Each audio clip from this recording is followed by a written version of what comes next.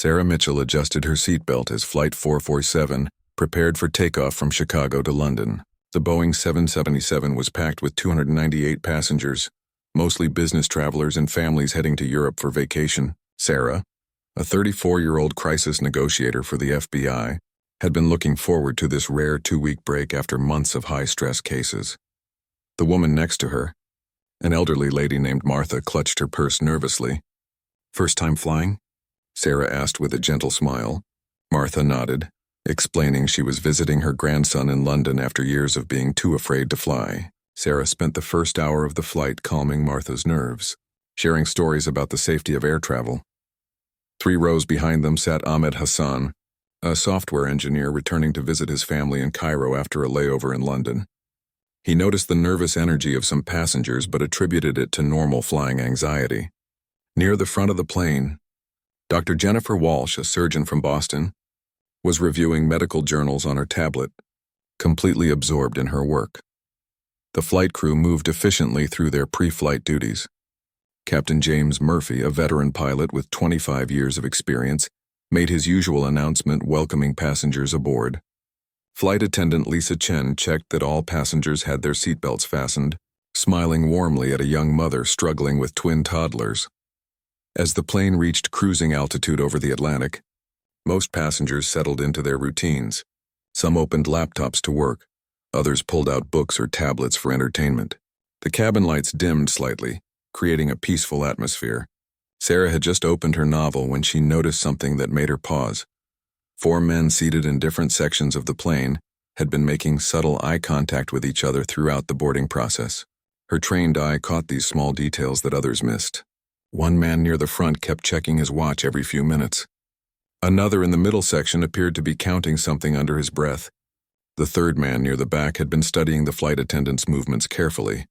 Sarah's years of experience had taught her to trust her instincts. Something felt wrong, though she couldn't pinpoint exactly what. She decided to pay closer attention while trying not to appear suspicious herself. The man closest to her had been fidgeting with something in his jacket pocket for the past 10 minutes. The plane continued its steady path across the dark ocean below. Most passengers were unaware that in just a few hours their lives would change forever. The peaceful journey was about to become a test of courage, quick thinking, and human resilience that none of them had ever imagined facing. 2 hours into the flight, Sarah's worst fears became reality. The man in seat 12A suddenly stood up and shouted something in a language she didn't recognize. Within seconds, 3 other men throughout the cabin also rose from their seats. Each one pulled out what appeared to be makeshift weapons, sharpened metal objects that had somehow passed through security. Panic erupted instantly. Passengers screamed as the 4 men moved with coordinated precision. The leader, a tall man with cold eyes, rushed toward the cockpit while shouting demands. His accomplices blocked the aisles, preventing anyone from interfering. Children began crying as their parents pulled them close, trying to shield them from the terrifying scene unfolding. Flight attendant Lisa Chen tried to reach for the emergency communication system, but one of the hijackers grabbed her arm roughly. "Everyone sit down and stay quiet," he yelled in heavily accented English. "We control this plane now." The elderly Martha beside Sarah was shaking uncontrollably, whispering prayers under her breath. Sarah's training immediately kicked in despite the chaos around her. She quickly assessed the situation while keeping her head down to avoid drawing attention. 4 hijackers, likely armed with improvised weapons, appeared to be attempting to breach the cockpit. The flight crew was being overpowered and passengers were too shocked and frightened to react. Captain Murphy's voice crackled over the intercom, but it was cut short mid-sentence. The cockpit door, reinforced after previous airline security incidents, was holding for now, but the lead hijacker was working frantically to break through. He screamed orders at his accomplices to control the passengers, while he focused on gaining access to the controls. Dr. Walsh, who had been reading quietly near the front, was now pressed against her seat as one hijacker stood in the aisle beside her. She could see the sweat on his face and the determination in his eyes. This wasn't a random act of violence. These men had planned this carefully. Ahmed Hassan, the software engineer, found himself in the middle section where one hijacker was shouting at passengers to remove their phones and throw them into the aisle. His mind raced as he tried to think of any way to help, but the man with the weapon seemed to be Watching every passenger closely for any sign of resistance, Sarah noticed that the hijackers seemed focused, primarily on reaching the cockpit and controlling the cabin through fear. They hadn't yet demanded anything specific from passengers, which suggested their goal was to take control of the plane itself.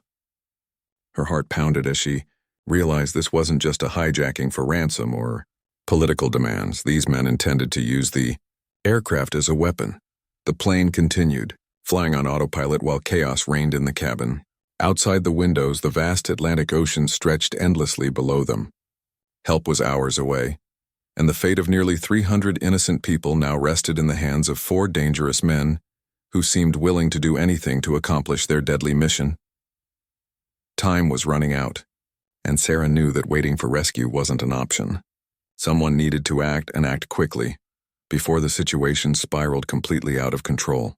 While other passengers cowered in their seats, Sarah's mind worked like a tactical computer. Her years negotiating with dangerous criminals had taught her to remain calm under extreme pressure.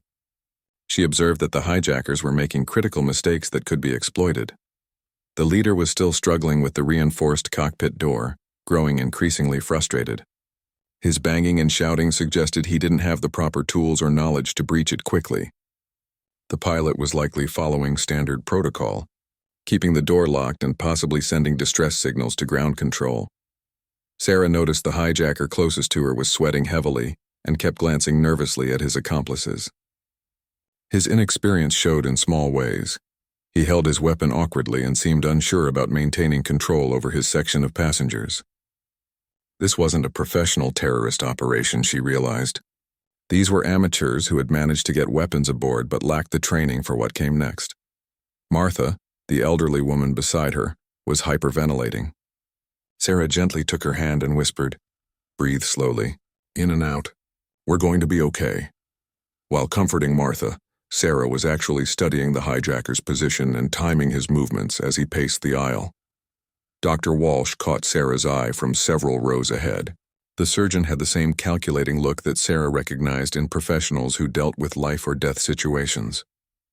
Without speaking, they exchanged a meaningful glance that conveyed mutual understanding. They were both thinking about how to fight. Ahmed Hassan had quietly slipped his phone under his seat, instead of throwing it in the aisle as demanded. He was slowly typing a text message to authorities, trying to get word to the outside world about their situation. The hijacker near him was distracted by crying children, giving Ahmed precious seconds to work. The lead hijacker finally produced what looked like a small explosive device from his jacket. He held it up threateningly, shouting that he would blow a hole in the cockpit door if the pilots didn't comply immediately. Passengers gasped in terror, but Sarah noticed something important. The device looked homemade and potentially unstable. Lisa Chen, the flight attendant, was being held near the galley by one of the hijackers. Sarah could see that Lisa was also trained to handle emergencies and was looking for an opportunity to act. Her eyes kept darting toward the emergency equipment stored in the galley area. The hijacker in Sarah's section made another crucial error. He turned his back to the passengers while shouting instructions to his leader near the cockpit. Sarah realized this might be the only chance they would get. The element of surprise was their only advantage against armed men who were desperate and increasingly unstable. Sarah began to formulate a plan. She had identified the weakest hijacker, noted the positions of potential allies among the passengers and crew, and recognized that the leader's desperation was making him reckless. The next few minutes would determine whether they lived or died. She squeezed Martha's hand gently and whispered, "When I move, stay down and cover your head." Sarah's heart rate slowed as her training took over completely. She had negotiated with killers, defused bomb threats, and talked armed gunmen into surrender. Now she would need to use every skill she had learned to save the lives of everyone on board. Sarah's opportunity came when the nervous hijacker in her section made a fatal mistake. He bent down to pick up phones that passengers had thrown in the aisle, taking his eyes off the cabin for just a moment. Sarah moved with the swift precision of her FBI training. In one fluid motion, she grabbed the airline safety card from the seat pocket and rolled it tightly into a hard cylinder. As the hijacker straightened up, Sarah struck him precisely in the throat with the makeshift weapon while simultaneously grabbing his wrist to control the sharp metal object he carried. The attack happened so quickly that other passengers barely saw it. The hijacker made a strangled sound and dropped his weapon as he gasped for air. Sarah immediately kicked the metal shard away and wrapped her arm around the man's neck in a chokehold she had perfected during FBI training. "Dr. Walsh, now," Sarah called out firmly but quietly. The surgeon understood immediately and lunged at the hijacker near the front of the cabin. Using her medical knowledge of human anatomy, Dr. Walsh struck pressure points that temporarily paralyzed the man's arms, causing him to drop his weapon as well. Ahmed Hassan saw what was happening and made his own brave move. He tackled the hijacker in the middle section, using his larger frame to pin the man to the floor. Other male passengers quickly joined in, overwhelming the confused terrorist who hadn't expected such organized resistance. Lisa Chen, the flight attendant, took advantage of the chaos to grab the emergency axe from the galley. She positioned herself near the galley, ready to help wherever needed. Her training had prepared her for many emergencies, but nothing quite like this coordinated passenger rebellion. The leader near the cockpit heard the commotion and turned around in shock. He still held the explosive device, but his 3 accomplices were either unconscious or being restrained by passengers. His carefully planned hijacking was falling apart in a matter of seconds. "Everyone stay back," he screamed, holding up the device. "I'll kill everyone on this plane." But Sarah could see the panic in his eyes. His plan had depended on fear and control, both of which were slipping away as passengers realized they could fight back successfully. Sarah kept her chokehold on her hijacker until he lost consciousness, then quickly zip-tied his hands with plastic restraints that Lisa Chen had retrieved from the emergency kit. "The device might be real," Sarah called out to the other passengers. "Everyone stay calm and stay low." Dr. Walsh had successfully subdued her attacker with help from nearby passengers. Ahmed and several other men had their hijacker completely under control. 3 down, 1 to go. But the remaining terrorist was the most dangerous. He was cornered, desperate, and potentially holding a bomb. Captain Murphy's voice came through the intercom again. "Passengers, this is your captain. We are declaring an emergency and diverting to the nearest airport. Please follow the instructions of our crew and any qualified passengers who are helping maintain order." The mood in the cabin had shifted dramatically. Fear was being replaced by determination and hope. Passengers who had been helpless victims just minutes before were now working together to secure their safety. But the most dangerous moment still lay ahead, dealing with a cornered terrorist who claimed to have an explosive device. Sarah took a deep breath and began walking slowly toward the front of the plane, her hands visible and her voice calm and steady. Her real work as a negotiator was about to begin.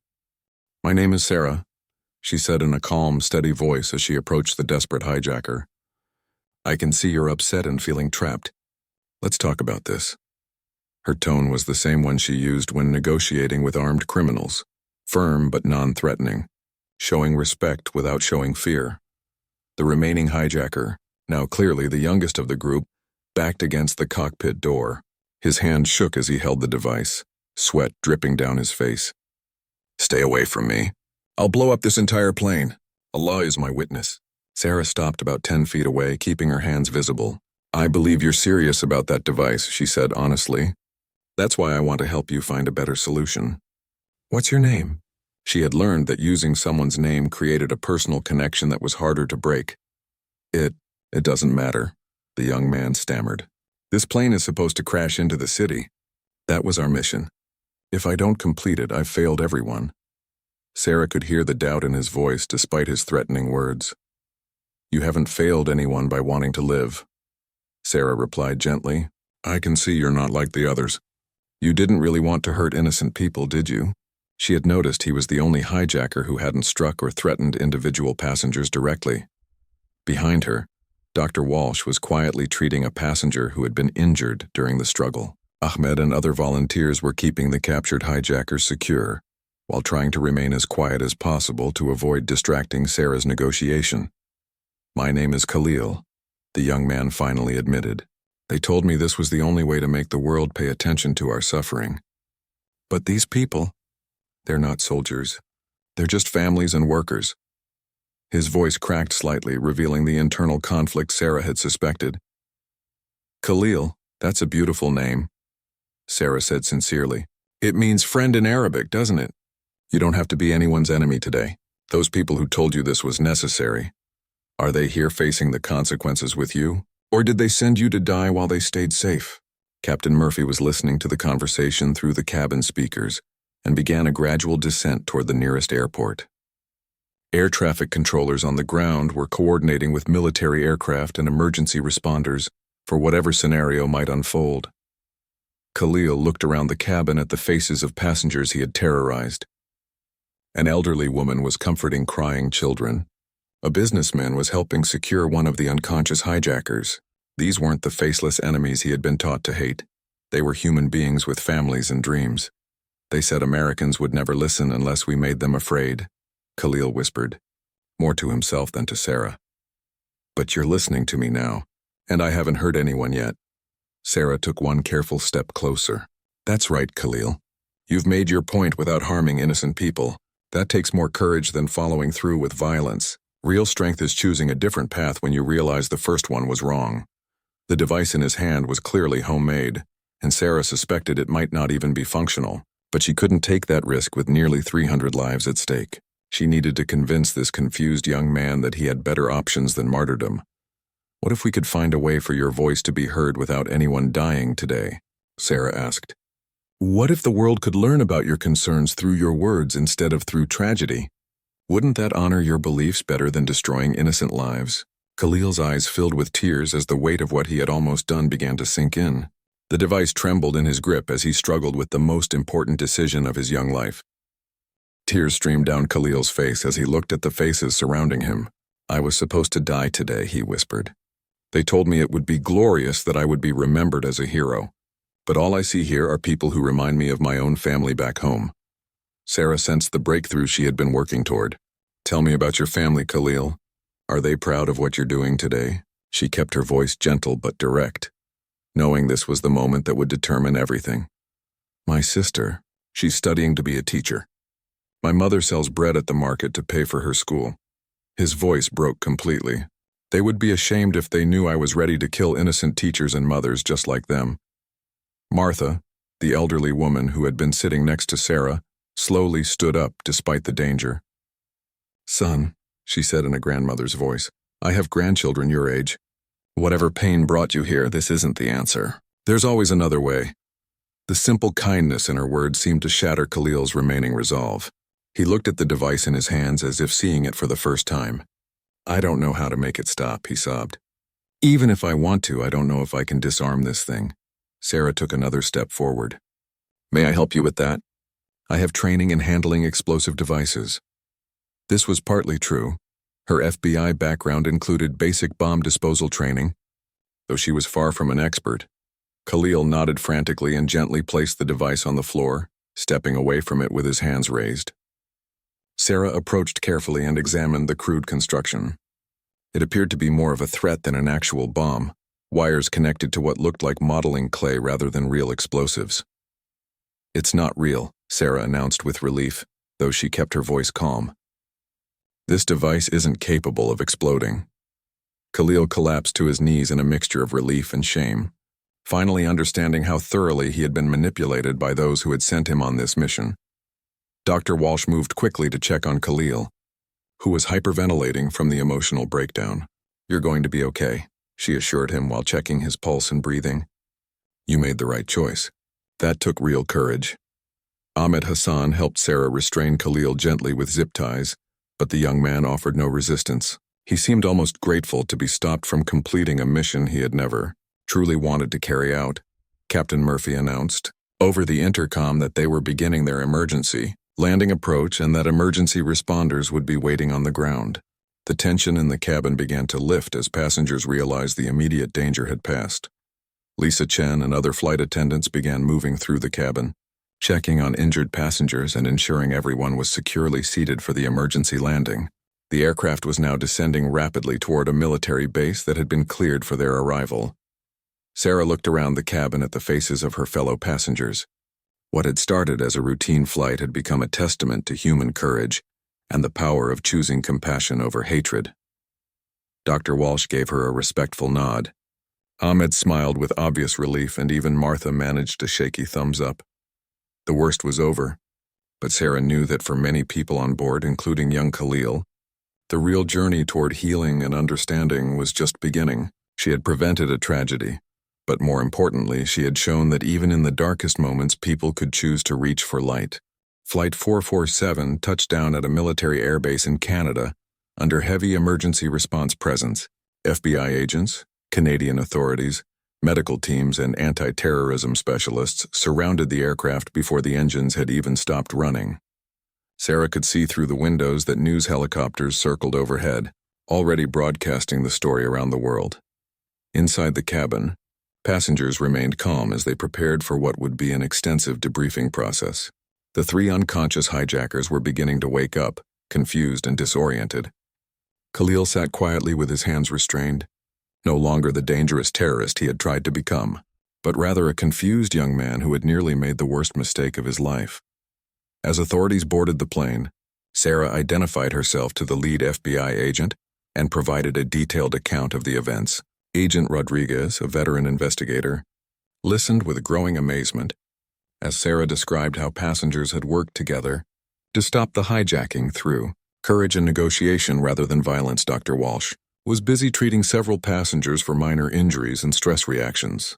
Her medical expertise had proved invaluable during the crisis, and she continued to care for people, even as investigators began their interviews. Martha, despite being shaken by the experience, was actually helping comfort other elderly passengers who were struggling with the trauma. Ahmed Hassan's quick thinking to send text messages to authorities had been crucial. His messages had alerted ground control to the hijacking before the pilots could send their own distress signals, giving authorities precious extra time to coordinate their response and prepare for the emergency landing. Captain Murphy and his crew were praised for following security protocols perfectly. By keeping the cockpit door secured and maintaining control of the aircraft, they had prevented the hijackers from turning the plane into a weapon while passengers dealt with the cabin situation. Khalil was taken into custody, but investigators were already noting that his case was different from his accomplices. Sarah had provided testimony about his reluctant participation and ultimate cooperation. She suspected he might eventually become a valuable asset in understanding how young people were being recruited for terrorism. As passengers were finally allowed to leave the aircraft, many stopped to thank Sarah personally. Martha hugged her tightly, whispering, "You saved all our lives, dear. I'll never forget your bravery." Dr. Walsh shook her hand professionally, saying, "Outstanding work. I hope we get to work together again someday under better circumstances." The media dubbed Sarah the calm woman who changed everything, though she felt uncomfortable with the attention. In interviews, she consistently redirected credit to all the passengers who had acted courageously when it mattered most. 6 months later, Sarah received a letter from an unexpected source. Khalil, now serving time in a minimum security facility and participating in a de-radicalization program, wrote to thank her for showing him another path. He was learning English better and helping authorities understand how terrorist recruiters targeted vulnerable young people. The incident led to changes in airline security procedures and crisis response training. More importantly, it became a case study in how ordinary people could work together to overcome extraordinary threats through courage, quick thinking, and human compassion. Sarah eventually returned to her FBI work, but the experience had changed her perspective on conflict resolution. She specialized in cases involving radicalized individuals, always remembering that behind the anger and hatred, there was often a confused person who could still choose a better path if someone was willing to listen and guide them toward the light. The story of Flight 447 became a symbol of hope in a world often divided by fear and mistrust, proving that even in the most dangerous circumstances, the best of human nature could triumph over the worst intentions.